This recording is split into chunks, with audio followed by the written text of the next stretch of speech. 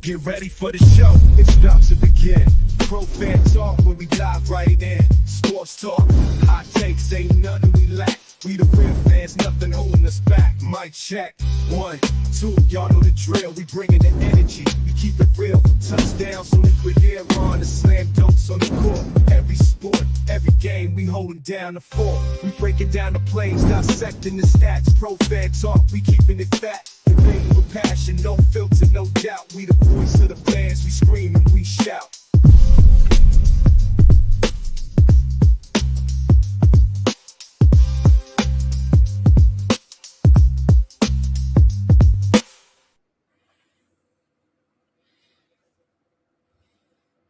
What's up, good people? Happy Wednesday to you. Still a lot of stuff going on. A lot of news today. We got Eagles news. We got Olympic news. We got, more NFL news.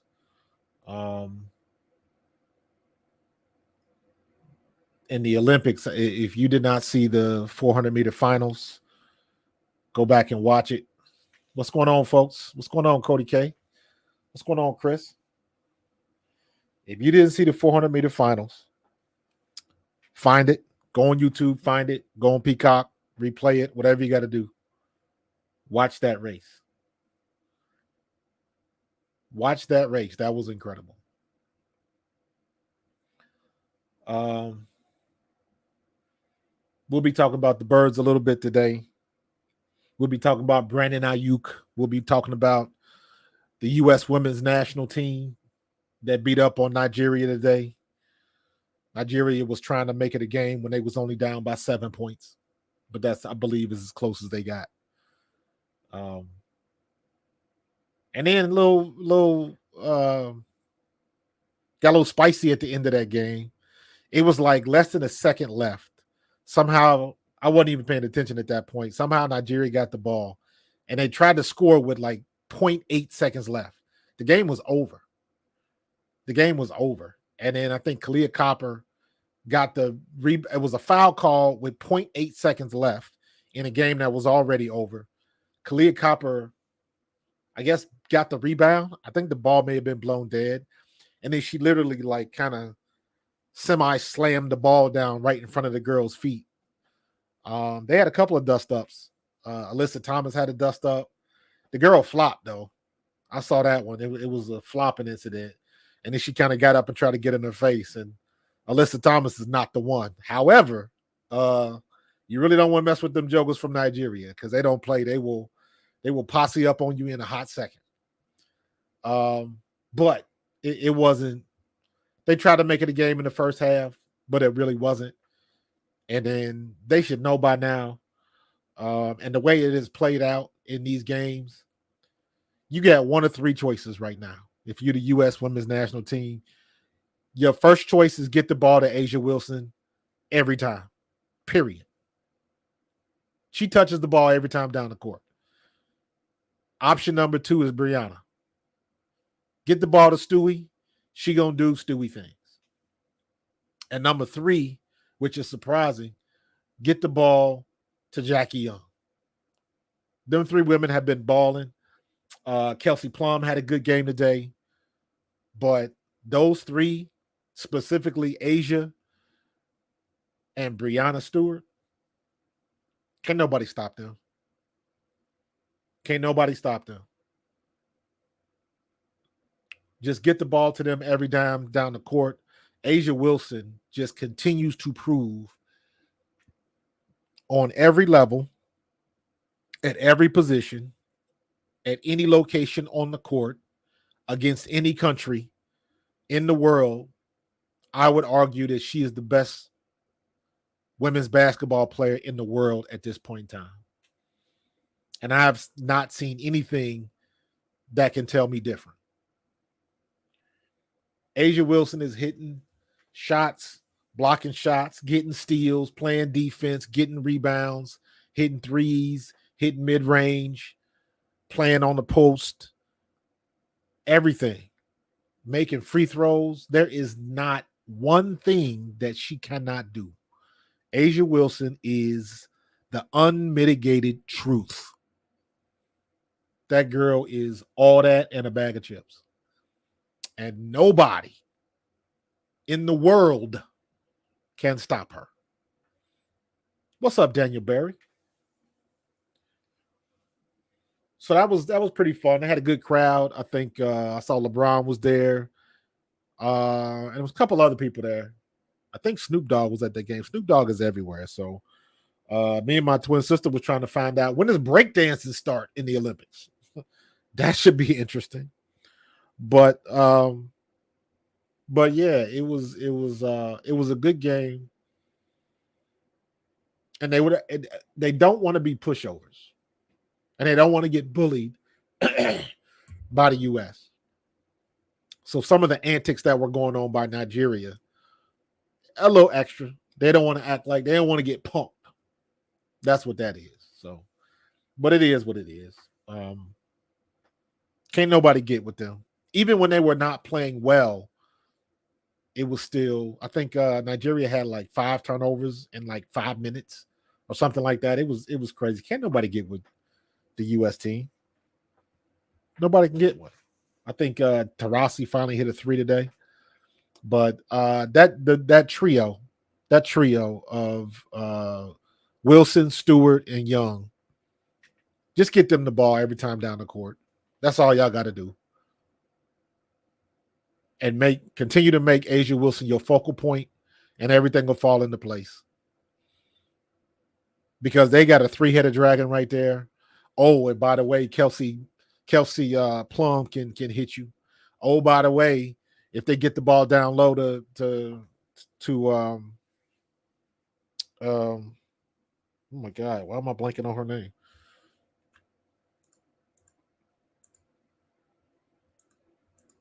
Good grief, why am I blanking?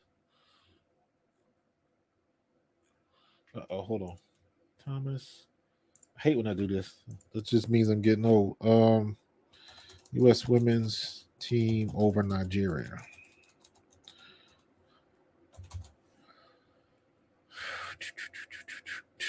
Yeah, it was no problem. Do we got box scores?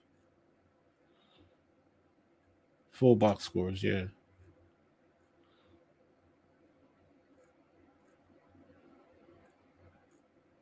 This is not a full box score. Player stats. There we go.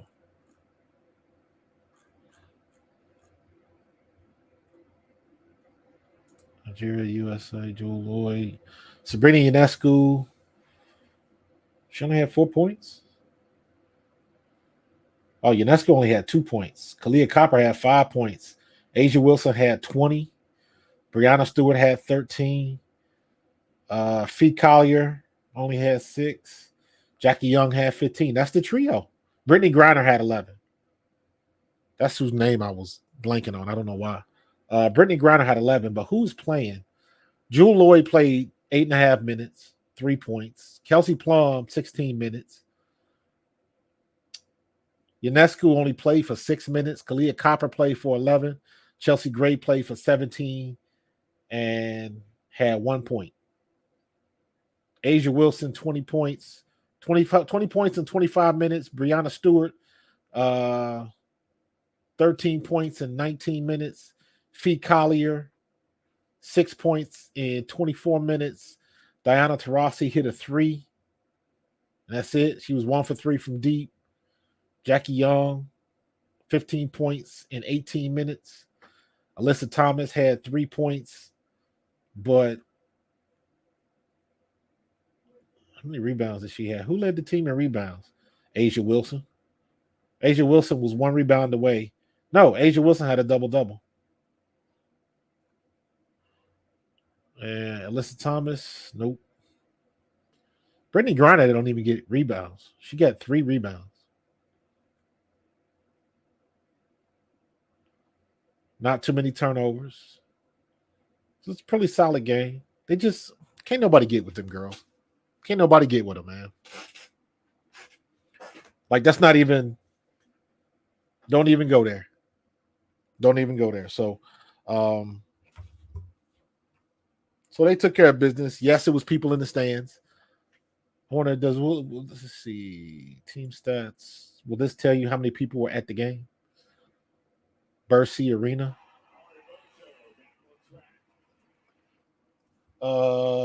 Table tennis is up. Probably a replay. Let's see if they tell us how many people were at the game. Will it? Nah, I ain't gonna tell you. But that was an easy game, though. Yeah, excuse me, but that was an easy game. I'll say it again. You got to go back and watch. You got to go back and look at him.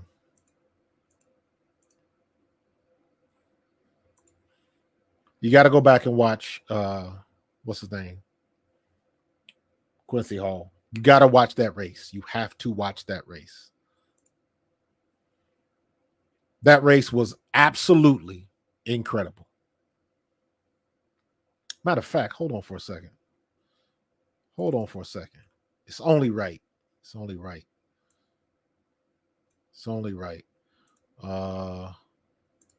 Red.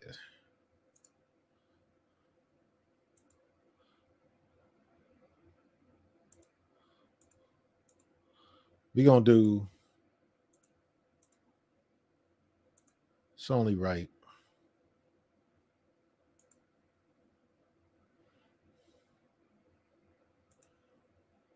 Let's see how that looks. There we go. We got the red, white, and blue going. You can barely see it, though.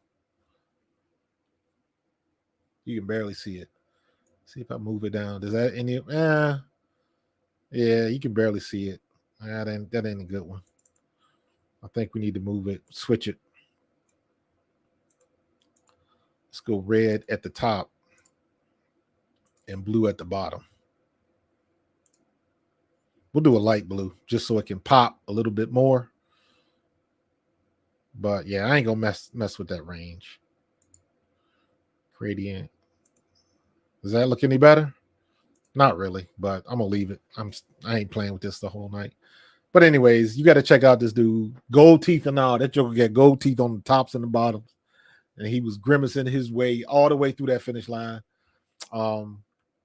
Phenomenal race. When I tell you this guy was almost, 8 yards back coming off the curve. He was about 8 yards back, probably like in 4th or 5th place at best at the 150 mark. By the time he hit that last straight, he was hawking everybody, and he literally caught everybody the last, 50 meters. Caught and passed everybody. Because it wasn't close. He won, He won, and it was a lot more than the lean. And it was just you just didn't expect that from him. Didn't expect it from him. That was phenomenal to watch. So props to him. Props to him getting Quincy Hall getting his gold medal. Um, yeah, man, you put it down. You put your thing down, man. You got that dog in you. Don't let nobody tell you different. Nobody tell you different. So, but yeah, it was that was quite the race. And yeah, Nigeria. The dude got through the 110-meter hurdles. That was a good race, but you saw the dude from Cuba that got DQ'd. Now, I had never seen this before. Now, I know when you're going over the hurdles, and everybody that technique, if you've ever seen somebody do that hurdles, they get that leg up, they duck that head, and they bring that arm around, and then they reset, and then they come up. And sometimes people do like that, almost like they swimming. Well, the dude from Cuba hit the guy from China. They were neck and neck. They were even. And the last two hurdles, the dude came up and came around like that, and they touched arms. And it happened twice. The second time, it threw the dude from China off his rhythm. And he ended up kind of stumbling just a tad bit, but it was enough for him to drop from second to third. The dude from Cuba ended up getting disqualified, rightfully so. Because anytime if you're running like this and you accidentally bump somebody because you're going up and you kind of come back around, when you bump somebody, it's bound to happen. But when you open your hand and do this, like you're trying to grab him and put his hand down, it was very clear that what he did. And he did it twice. And he got DQ'd, rightfully so. I done seen more disqualifications. The girl got I think her name is Kate Walsh. She got disqualified from swimming. Lost her silver medal, I believe, because she did an illegal turn. She was going from, I believe it was from the backstroke to a freestyle for the last 50 meters in the medley race, and I guess she flipped too soon. And they had a camera on top of each lane, and they was on top of their stuff, and you could tell she was mad. They escorted her right on past the podium and right on into the locker room. I know she was salty. It's been some interesting stuff going on there in France, man. I know there was a couple of people from smaller countries or from countries that didn't have a lot of people represented, like maybe like under 10 people. And I saw the story today. It was 2 or 3 athletes, maybe even more, probably a lot more, that they went all the way over there. They trained, they made it, qualified, all that kind of stuff. And then the country or whoever the Olympic delegation is did not register the athlete to participate. So they went all the way over there, and then they couldn't even participate in the event. And it was like 2 or 3 people like that. So you see all them kind of heartbreak stories and stuff like that. All the people that train all that time and then they get over there, they can't even compete. Tomorrow's going to be a busy day. Oh, man, it's going to be a very busy day. I got my interview with Brianna. Brianna's at 7 p.m. I'm going early tomorrow. I'll probably go from 7 to 10 tomorrow. Brianna's at 7. I'll be talking to the relays are tomorrow. Let me check my schedule. The relays are tomorrow. Let me see. I got them all on my calendar for tomorrow. So the men's 200-meter final is tomorrow at 2:45. The women's 400-meter hurdles final is tomorrow at 3:30. The men's 110-meter hurdle is at 3:45. And then on Friday, you got the women's 4x1, the men's 4x1, the women's 400-meter final, and the men's 400-meter hurdle. That's wrong because they ran the 400-meter No. The men's 400-meter hurdle final, not the regular, not the 400. So yeah, we got a lot of stuff going on Thursday and Friday. But Friday, I believe Thursday they start the 4x1 relays.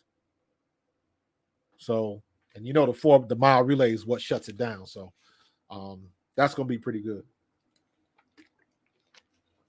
And then next week, the WNBA comes back. Next week, we got WNBA, NFL football. Matter of fact, we got NFL football this week because the Eagles play Baltimore this week. So I just got a message on, like, YouTube does this thing now where you can they got their own little chat group through YouTube, but you can meet people that want to connect with you. And I'm trying to connect with this dude from Baltimore because you guys know I got a couple of kids I used to coach that are playing for Baltimore right now. I want to see if my guy Dion is going to make the squad. Devin most likely will make it because he's going to be a third or a fourth string quarterback. So he's going to be a practice squad player, or he's going to be somebody holding the clipboard. As long as you're on that roster, it don't matter. And he a quarterback, and he was drafted, so he signed a good contract. So he should be good to go.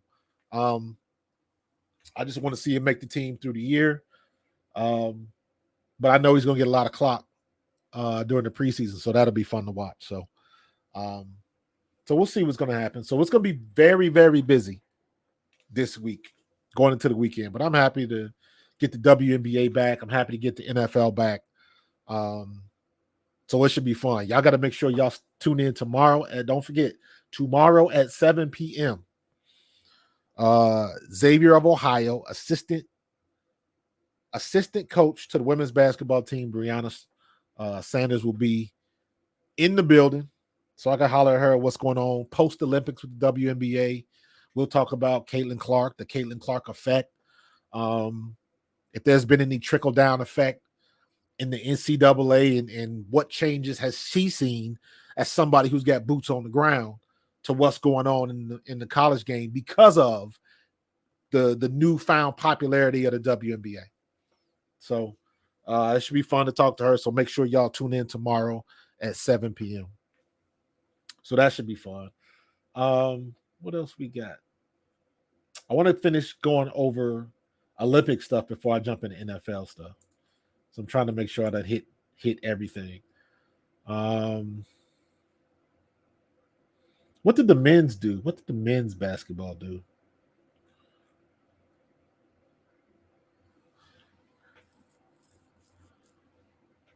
Yeah, this talking about Nigeria. The U.S. women cruised past Nigeria 88-74 in the Olympic quarterfinal on Wednesday. USA advances to face Australia. That should be a good game. Damn, they beat Nigeria 100-46. Nigeria kept Wednesday's game considerably closer. They trailed 31-27. So they made it a 4-point game. That's the best they got in the early in the second quarter. But USA went on a 21-6 run. So you ain't messing with them US ladies. Asia Wilson had 20 points, a double-double, 20 points, 11 rebounds. Jackie Young. Jackie Young is starting now. And Stewie had 13 points, 5 boards, 3 assists. 50 US shot 54% from the floor. So they were getting it done. I want to see. I'm still trying to figure out what the hell happened to the WNBA draft pick from Australia. Nadia Pouch. What happened to that girl? She's 19 years old. I figured she would have been playing on the Australian Olympic team, but I guess not. I don't see her on that squad either. So I don't know. I don't know what happened to the girl. I've not seen hiding her hair. So yeah. Who has the most gold medals, Cody? Let me see. That's the one thing Google has been doing right.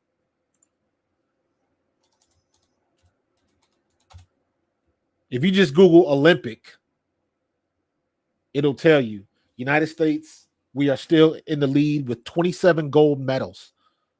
China has 25. Australia has 18. France has 13. Great Britain has 12.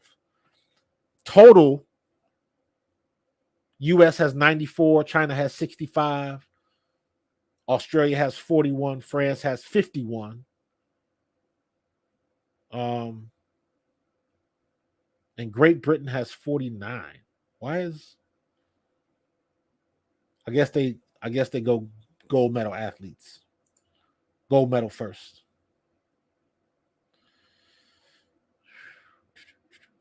Huskies got 3 gold medals. Marchand's got 4 gold medals. O'Callaghan from Australia's got 3 gold medals. She got 5 medals total.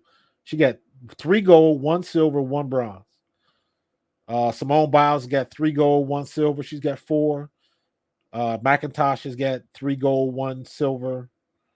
Yeah, go to just type in Olympic on Google. They got it broken down pretty damn good, where they show you which country has the most medals, and then they'll show you which athletes have the most medals. And right now, it's the guy from France with 5. It's 2 people with 5. Husky has got 5. She's got 3 gold, 2 silver, and Marchand's got 4 gold, 1 bronze. Simone Biles, McIntosh, Oka, a lot of people, man. Chris Bruce, if you hate Dallas, hit that like button for sure. You already know, man. You already know.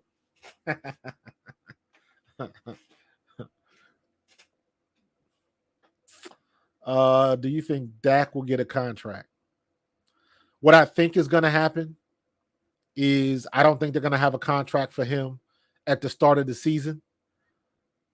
But I think Jerry Jones might get cold feet. I think Dak is going to start off playing pretty well. If they're losing games, it's not going to be his fault. He's not going to be turning the ball over. And not for nothing, Dak is a good quarterback. I don't really understand what Dallas is doing unless Dallas knows what it's doing, because that is a strong possibility. That is a very strong possibility that Dallas is doing this on purpose. They're trying to mess with the price of their quarterback because they don't think that Dak Prescott is long-term. That's the only way that this would make sense. That's the only way that this would make sense.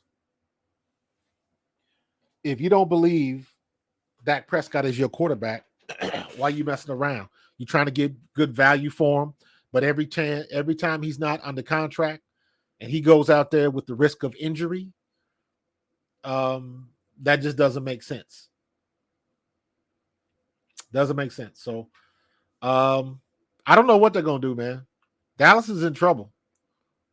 And I'm not saying that as far as them being a bad team or whatever, but the way the ownership is, Jerry Jones just really has to step aside and let his son run the team. That's what he needs to do. If they're not doing that already, I don't know if Jerry Jones is just a figurehead now that just still wants to be in front of the camera. I don't think he's like that. I just think he's still trying to run it like he want to run it, and his time is past. It ain't working. And it looks, from the outside looking in, it looks like there's a power struggle because things are happening that really don't make sense. Anybody that's going to do business at that level, it just don't make sense. So I could be wrong. That's my opinion from the outside looking in. I'm not a Dallas fan, so I get joy from their misery. But some of the stuff they're doing just is like, Mr. Jones, get out from out of the front. You got people, you an owner, and people taking paternity tests about you and stupid stuff like that, tabloid type stuff. Everybody trying to stay relevant. He trying to stay relevant. Skip Bayless trying to stay relevant, and that age group is falling by the wayside, and they trying to hang on. They're trying to hang on.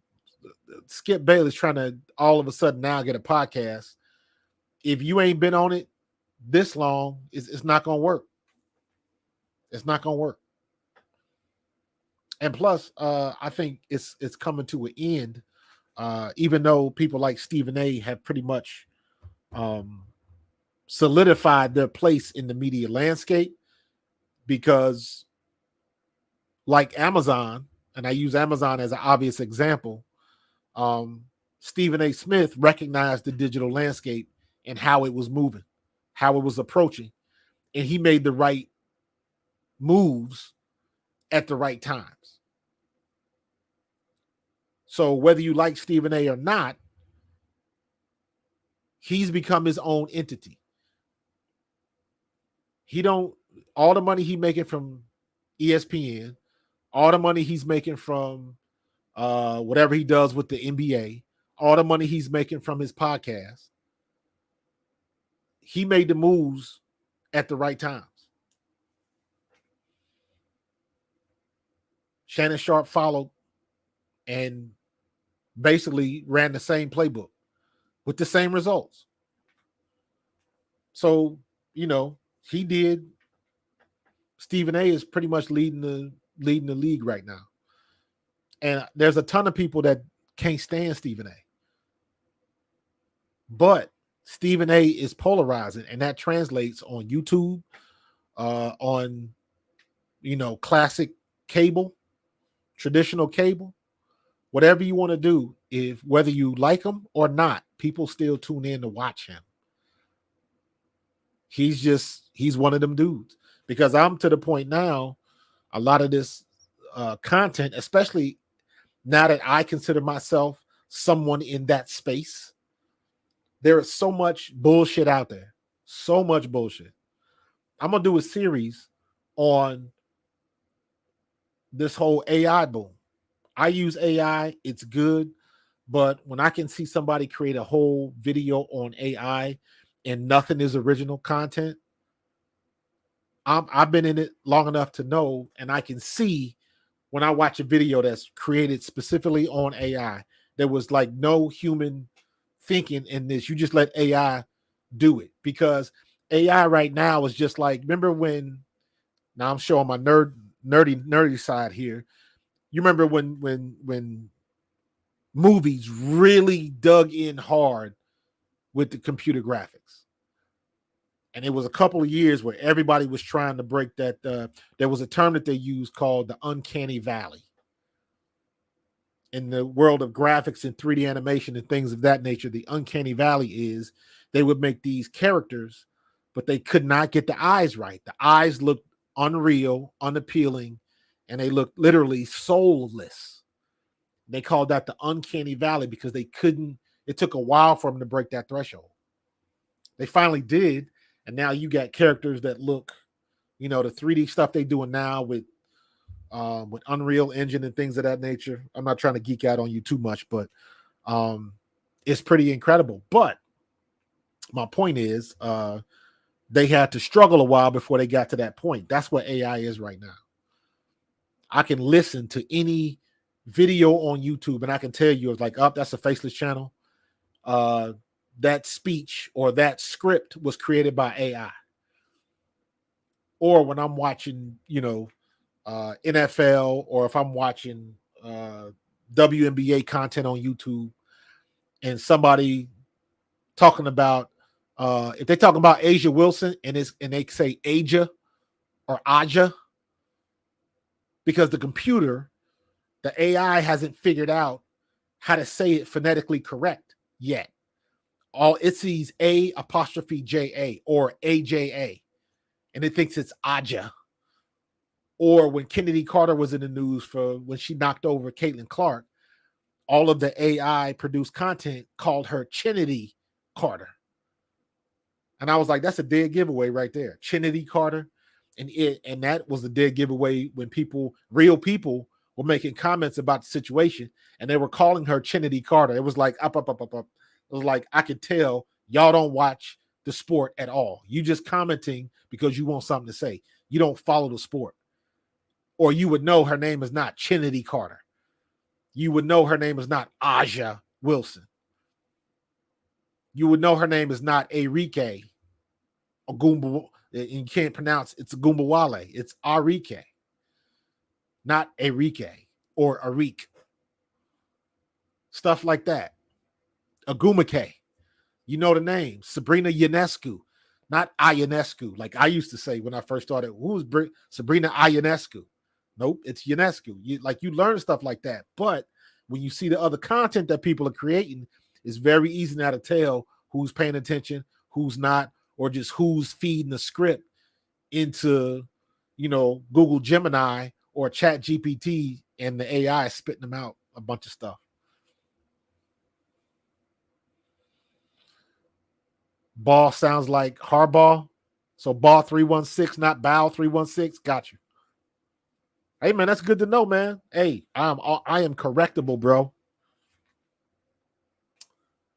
There's one thing I tell people: being a professional athlete, you have to learn how to take criticism. So I'm always trying to tell people, like, hey, if you see something that I can do better, let me know. If you see something that I want to talk about, if you see me stumbling too much, or like, dude, I'm always watching film of myself because I want to figure out how to do better. Use these graphics, do this, do that, all that type of stuff. So, hey, feedback matters, man. So, all right, Ball 316. Damn right. Be coachable, man.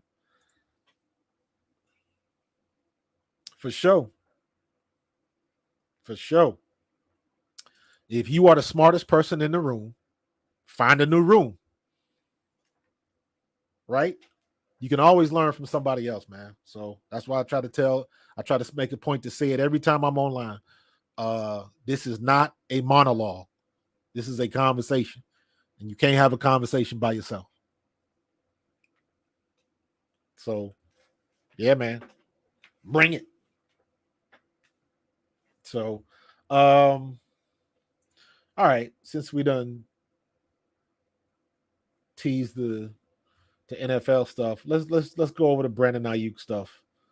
I'll make the correlation between what's going on with the Eagles right now and what's going on, like, with the New York Giants and the San Francisco 49ers. Because there was a story today on ESPN by Jeremy Fowler and McManus. And they were revisiting some of the things that happened last year at the collapse of the Eagles season last year, and how the relationship between Jalen Hurts and Nick Sirianni was fractured. Yada yada yada. Sources close to the team, sources close to the locker room, sources close to the information. You guys have been with me long enough. You know I hate sources. Whenever you see a story and they quote sources close to the information, sources close to the situation, sources close to the team, that's bullshit. That means they're guessing. Because if you try to ask somebody, well, who are your sources? Well, I can't give up my sources.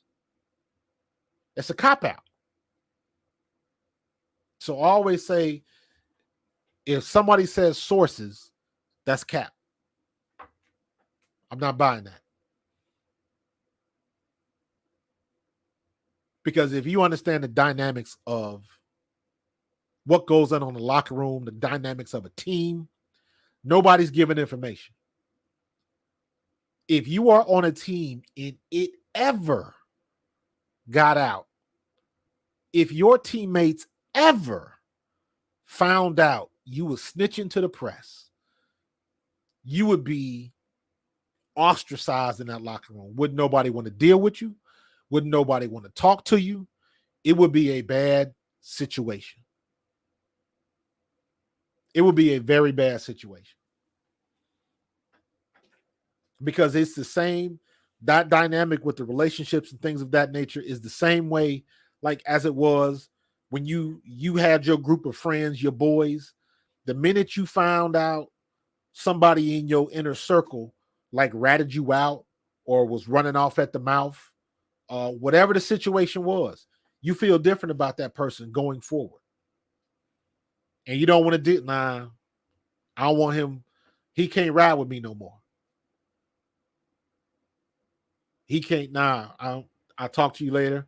I don't want to say much when that person is around because they like to run their mouth. That's the same way that it is in the NFL locker room. Don't get it twisted. Here's what it's like. Just imagine you in your house, your wife, your children, your dog. Somebody comes over for a party. So the reason why I say party is because you having a house party. What do? You clean up your damn house. You buy beer, you buy shit that you don't normally eat, you buy shit that you don't normally drink because you stocking up for the party. So you putting on, basically you putting on for the people that are coming. You might not drink liquor. You might not drink at all.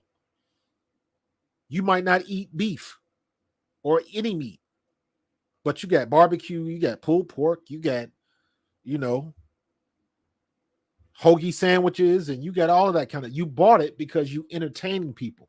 So you got to cater to the masses. I don't know who is not a vegetarian. I don't know who likes meat. I don't know who doesn't eat pork. I don't know who doesn't drink. I don't know who likes Hennessy. I don't know any of that. Do you like bourbon? I don't like bourbon. You don't know those questions. So what you do is you kind of put everything out there, and everybody that likes this comes over here, they pick and choose.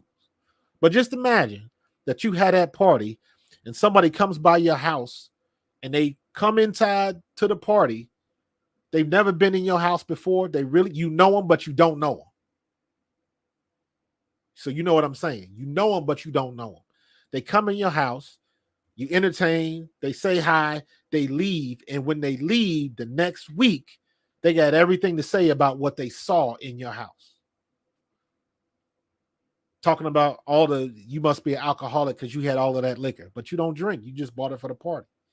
Basically, what I'm saying is that somebody on the outside looking in, they had one small glimpse, and they formed this huge opinion based on what they've seen, whether it's true or not. Maybe you hired a catering company to put all this food in the house. I don't know. The bottom line is that person's got bad information. But everybody else, especially in this era, they will take that bad information and they will run with it. They run with it. Because now in the social media landscape, everybody wants to be first because everybody wants to go viral. Everybody wants to go viral. Just in my time on YouTube, you know what I figured out as a sure way to get a lot of feedback on your content? Say something wrong on purpose. If I come out with a list tomorrow, here are my top 10 quarterbacks in the NFL. If I put Jalen Hurts at number 9 or 10, I guarantee you I will have a shitload of feedback and clicks and responses and comments. I'll get the traffic because you could put your time in, research a subject, and put together a piece that is phenomenal, but it's just not spicy enough. But the minute I say something wrong or incorrect, you got 8 million people that want to tell you you are wrong, or want to remind you of, well, you're wrong because you didn't look this up and you didn't see. They quick to tell you when you're wrong, but they slow to credit you when you are correct. That's the landscape we live in now. Everybody just wants to jump on when you're wrong, so they just waiting for the moment. Everybody wants to go viral. And in that chase, mistakes are made. It's that simple. Mistakes are made. I don't know of a team or NFL locker room where everybody gets along with everybody. Doesn't happen. You don't deal with people, you deal with personality. And personalities clash. Right now, there is somebody on your job who you don't particularly care for. You don't deal with them, never done anything wrong with you or wrong to you. They doing what they do, you doing what you do. But for some reason, y'all just don't vibe like that. Your personalities don't match. Y'all too much alike, so likes repel. and you know who that person is. And if somebody was to ask, how come you don't like such and such? I don't know. Just ain't, nah, I don't like it. There's no valid reason. You just, the personalities just clash. That's the same thing in the NFL locker room. Same thing on the team. You ain't got to like everybody, but you got to respect the next person's, you got to respect their game and their hustle, because at the end of the day, whether you like them or not, if they can help you get to the next level, that's the only thing that matters. That's it. Football is the ultimate team sport. You need help. So I say all of that. Oh, that was a long ass rant, but I say all of that just because I hate sources. Sources is just a cop out, and somebody's guessing, and they want to make it seem like it's a little bit more important than it actually is. But the reason why I bring up Brandon Ayuk is because even today, somebody asked Jalen Hurts his thoughts on the article that was written on ESPN about what happened last year. And Jalen's response was, why is that relevant now? And I'm like, good answer. I'm like, that's a good answer. So why are you worried about what may or may not have happened last year? I don't understand that. So, and my thing is like, I posted this today before the Eagles jump off the Walt Whitman Bridge because of the McManus and Fowler story. Look at what's going on in San Francisco. They got drama. AJ Brown ain't going nowhere. Devontae Smith ain't going nowhere.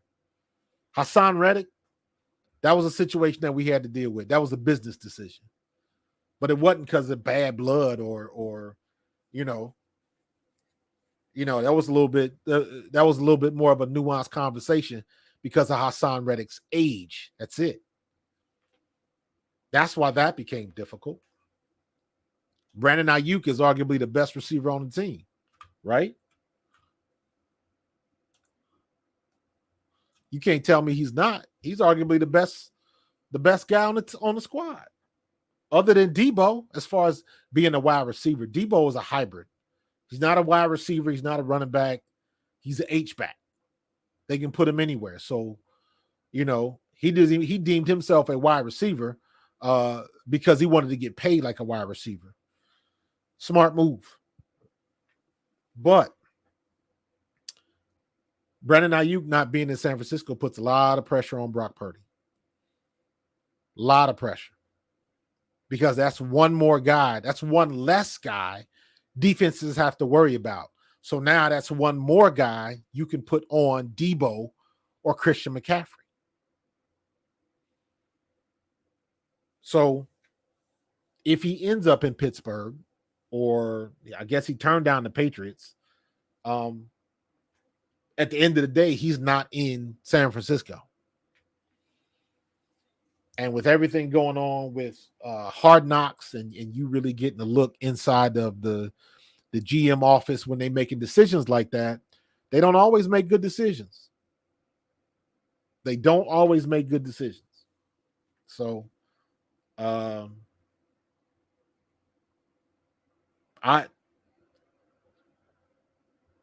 we don't have issues like that. Let me say it like that. So for everybody trying to create a dust up with Sirianni and Hurts, the reality is we ain't got those type of problems. So really, we ain't got no problem. Ain't nothing wrong with what we doing. So people want to bring up the past because they're looking for something to write about. And Jalen Hurts don't give you too much to write about. But they still looking, though. They still looking. So I think he shut it down and answered the questions pretty well enough today. He called, I don't know if that was McManus or Fowler. I would guess it would be McManus. But he pretty much answered it. Let's see how long they want to push the issue. Because they're looking for a story where none exists. So that's what they're trying to do. So it's a pain in the butt, but it is what it is. It ain't nothing new.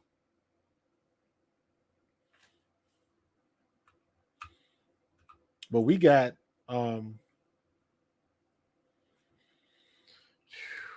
Trey Suter, San Francisco for never see my bro. The 49ers haven't been satisfied with the offers they have received from the Pittsburgh Steelers, and they want to get a receiver back in order to move Ayuk. Jerry Dulac of the Pittsburgh Post-Gazette added, there is no verbal agreement in place between the Steelers and 49ers for Ayuk, nor are they in the process of finalizing details.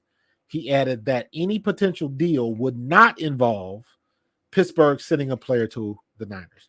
So Pittsburgh is saying, we'll make a deal for him, but we ain't sending you no current players. But at the end of the day, if you want to do something bad enough, you'll do it. So it all depends on how bad Pittsburgh wants the kid, wants Ayuk.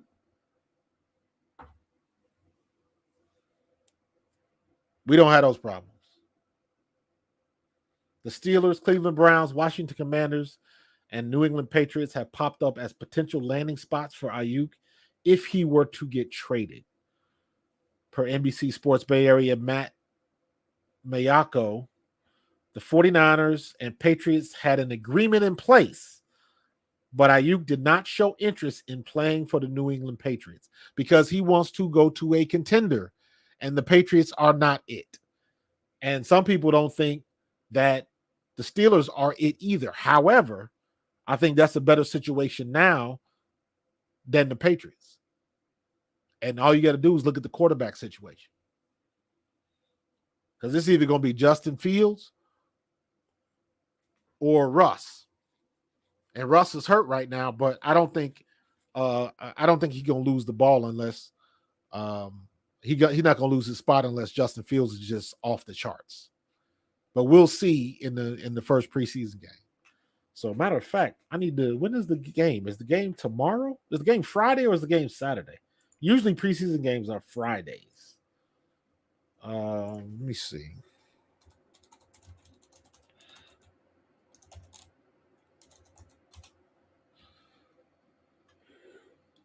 Excuse me. It is Friday at 7:30. So I'll be live streaming that on Friday. It's going to be a busy day Friday. All of the finals, the 4x1, the 400 hurdles. I got Brianna. Well, no, Brianna's Thursday. So Friday. Okay. So we good. So that's going to be a fun game to watch, man. I'm looking forward to that. Definitely looking forward to that. So,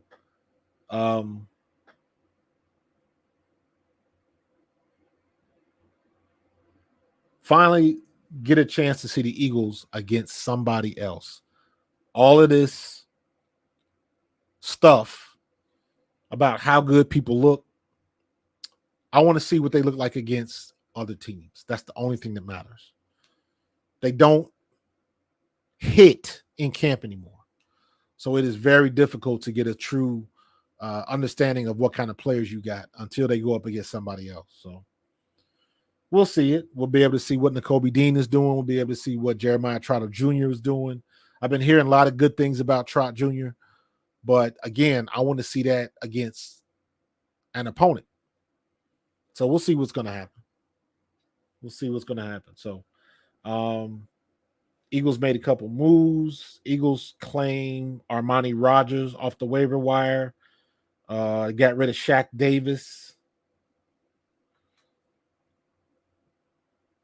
And that looks like the only couple moves that they made. So how we still wheeling and dealing. And again, the Eagles are in a safe spot. We are in a good situation. So I'm just ready for the league to get started. Can't wait till we get to the point where we about to go to Brazil, and we can get it on and popping. And it looks like the optics of it looks like that Kellen Moore is really going to use the offense for what it's for. I don't expect to see much in preseason, but I am excited on how this might look when the season like really gets into, when we really get to the nitty-gritty.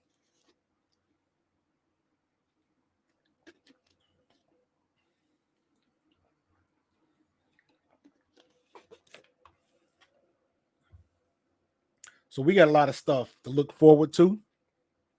We, as the Philadelphia Eagles, don't really have issues,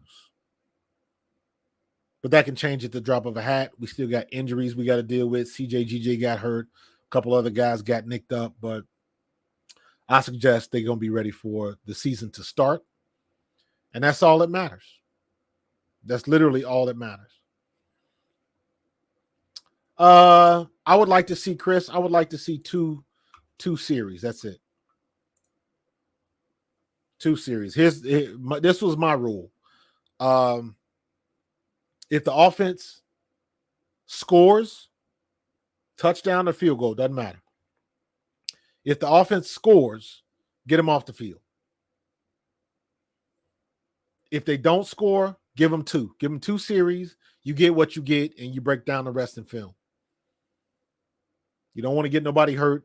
There's going to be rookies out there trying to be overzealous. You remember what happened, 2 seasons ago when somebody tackled Jalen Hurts out of bounds. They got the penalty and just it was not a good look.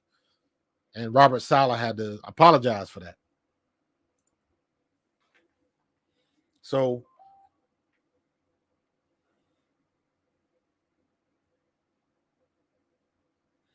it's you always run that risk.